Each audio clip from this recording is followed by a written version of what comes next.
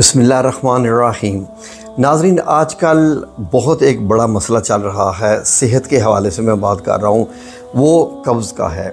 नाज़रीन, अगर आप चेक करें, डॉक्टर्स के पास जाएं तो आपको मालूम होगा कि हर 10 में से 3 बंदे जो हैं या 5 बंदे कब्ज़ का शिकार के हैं, जिनमें एक बड़ी तादाद जो है वो नौजवानों की भी बताई जाती है। नाज़रीन, कब्ज़ बड़ी ख़तरनाक बीमारी है और इसको उम्मुल अमराज कहते हैं। कहते हैं माँ को, अमराज बीमारियाँ, यानी ये बीमारियों की माँ है, क्योंकि कब्ज़ से ही बाकी बीमारियाँ जो है वो जन्म लेती हैं।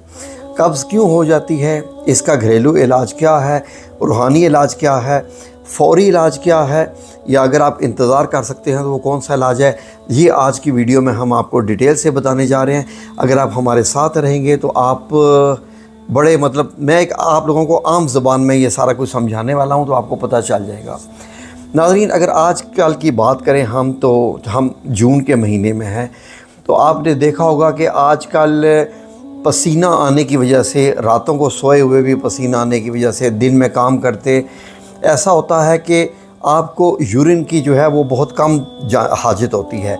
वजह क्या है कि जिस्म का बहुत सारा पानी जो है वो आपकी पर्सपायरेशन यानी आपके पसीने के ज़रिए ख़ारिज हो जाता है। नाज़रीन, जिस्म में डिहाइड्रेशन हो जाती है, पानी की कमी हो जाती है, जिसकी वजह से जब खुराक आपकी आंतों में से गुज़र रही होती है तो उसको कम पानी जो है वो मुयस्सर आता है। कम पानी मुयस्सर आने की वजह से जो आपकी ग़िज़ा, जो कि लार्ज इंटेस्टाइन, स्मॉल इंटेस्टाइन, बड़ी और छोटी आंत में से जब वो गुज़र रहा होता है तो वो सख्त होता जाता है पानी की कमी की वजह से। अगर मैं आपको आसान से आसान मिसाल दूं तो आप ये देख लीजिए कि अगर आप मट्टी लें तो उसमें थोड़ा थोड़ा पानी डालें, या घरेलू ख़वातीन बेहतर जानती हैं, जब आप आटा गूंथती हैं तो आपने देखा होगा कि अगर बहुत कम पानी डाला जाए आटे में तो आटा काफ़ी सख्त रहता है और वो बहने की सूरत हाल में नहीं आता। जैसे एक गाढ़ा यह है कि मादा होता है, ऐसे बन जाता है। लेकिन अगर उसमें आप पानी की मिकदार बढ़ाते जाएं तो वो इतना नरम हो जाता है, वही गूंदा हुआ आटा, कि वो बहने लगता है। ये डिफरेंस होता है नाज़रीन, कि जब खुराक हमारी आंतों से गुज़र रही होती है तो अगर पानी की मिकदार उसको ज़्यादा मिले तो फिर उसके बाद आपका जो बाउल है, जो आपका स्टूल है, वो नरम रहता है, क्योंकि उसमें पानी शामिल होता है जो उसको जिस्म से मिल जाता है। अब कम पानी मिलने की वजह से वो स्टूल बहुत हार्ड हो जाता है, जिसके नतीजे में आपको कब्ज़ हो जाती है और आप 20-20 मिनट, आधा घंटा जनाब बैठे रहते हैं और आप जनाब तकलीफ़ में जो है वो बड़ा वक्त गुजारते हैं। तो नाज़रीन, आपको क्या करने की ज़रूरत है, ये गौर से सुन लीजिए। इतना जहन में रखिए कि बहुत सारी, एक तो डिहाइड्रेशन का मसला हो गया, दूसरा मसला ये है कि हमारी जो ग़िज़ाएँ हैं आजकल की, उनका भी बड़े असरात हैं। हम लोगों ने ज़्यादा वाइट फ्लोर का इस्तेमाल करना शुरू कर दिया है, जिसको आप नाज़रीन सफ़ेद आटा कहते हैं। सफ़ेद आटे में फ़ाइबर की मिकदार बहुत कम होती है, तो फ़ाइबर की मिकदार जो कम होती जाती है आपकी कब्ज़ बढ़ती जाती है और कितनी और बीमारियों को फिर ये जन्म दे देती है।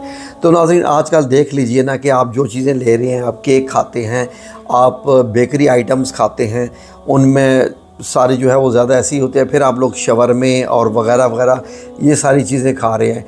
इन दिनों नाज़रीन 2 और चीज़ें हैं जो कब्ज़ का बायस बन रही हैं, अमूमन बड़ों में भी।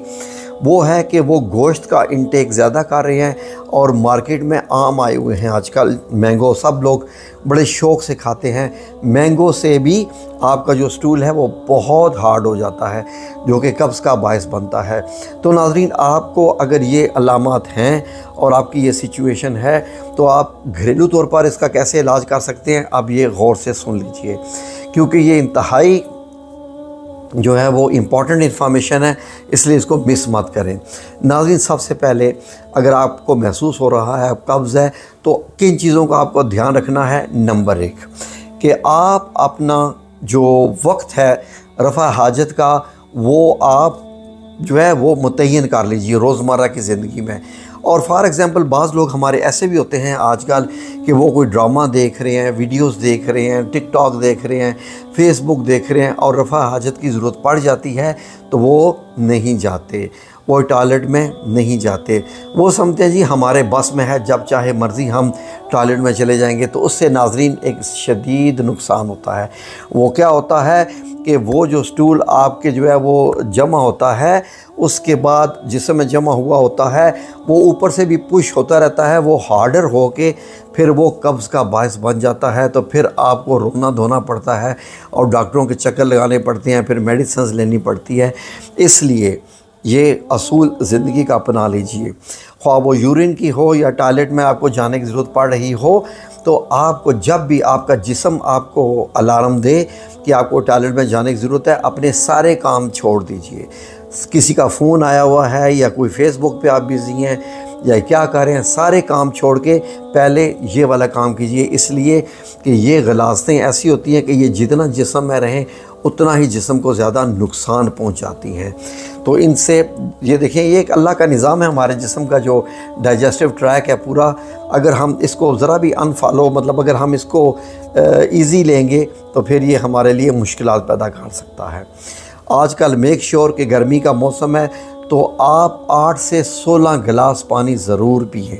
ज़रूरत भी पड़ती है और कोशिश करें कि उसमें लीमू डाल लें उस पानी में, जिसको आप शकंजबीन या आम ज़ुबान लुग़त में शिकंजबी भी कहते हैं। तो आप वो डालते हैं तो उससे भी जो है वो कब्ज़ कम होती है। मैंने अभी आपको इलाज नहीं बताया, अभी मैं प्रिकॉशनरी मेजर्स बता रहा हूँ डेली बेस पे। इलाज में भी आपको बताता हूँ सारे। तो फ़ाइबर का जो है इनटेक ज़्यादा कर लीजिए। आप अगर सफ़ेद आटा इस्तेमाल कर रहे हैं तो उसमें थोड़ा सा ब्राउन आटा भी मिक्स कर दीजिए।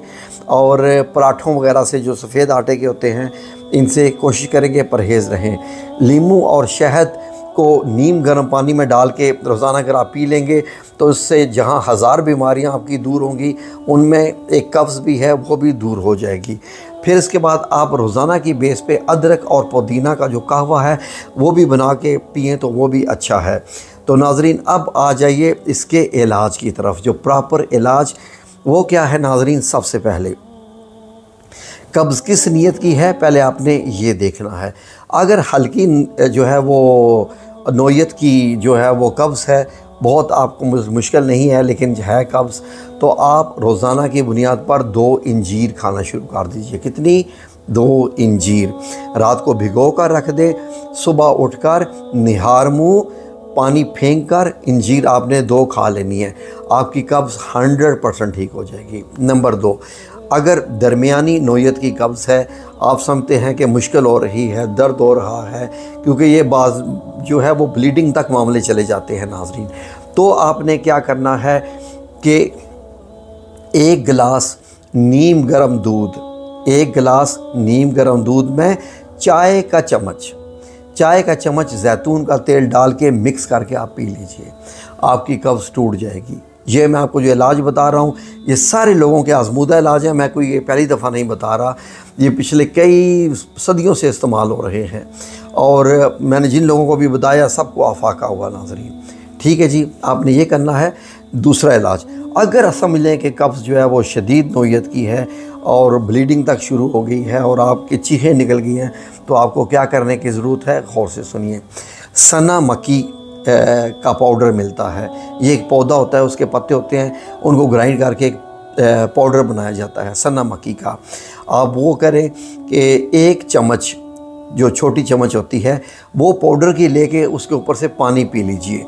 ये कम से कम 3 दिन आपने ये करना है, तो आपकी कब्ज़ जो है फिर, हाँ 3 दिन से ज़्यादा नहीं रखना, वरना फिर वो क्या होता है कि हो सकता है कि नेक्स्ट जाके ये ना हो कि कब्ज़ तो आपकी टूट जाए और फिर भी अगर आप लेते रहे तो फिर ये ना हो कि आपको मोशंस लग जाएं, तो उससे क्या नुकसान होगा कि पानी ज़ाया हो जाता है। जैसे ही आपकी कब्ज़ टूटे आपने सना मक्की लेना छोड़ देनी है। ये घरेलू टोटके हैं और बेहतरीन टोटके हैं। ये यकीन कीजिए कि ये ऐसे इलाज हैं कि डॉक्टर के पास जाने की आपको ज़रूरत ही ना पड़ेगी, ना किसी को बताने की ज़रूरत पड़ेगी, और आप इंशाअल्लाह बिइज़्निल्लाह ताला सेहत पा लेंगे, और वो भी बेहतरीन किस्म की सेहत पा लेंगे। ठीक है।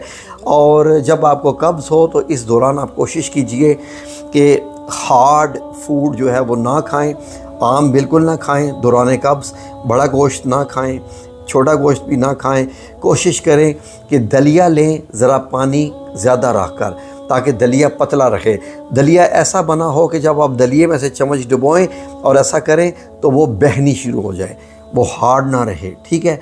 वो हार्ड जो है वो कब्ज़ कर देती है, और वो बहनी शुरू हो जाए तो वो आपके मैदे को नरम रखती है। यानी उसमें पानी ज़्यादा डालना है और दलिए में दूध भी डालना है और 1 चम्मच शहद भी डालना है।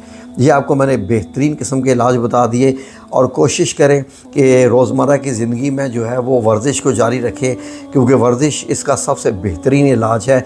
जो बंदा वर्जिश करता है 90% बीमारियां उसके पास ही नहीं आती, बल्कि मैं अगर 99% भी कहूँ तो उसके पास नहीं आती हैं, ठीक है।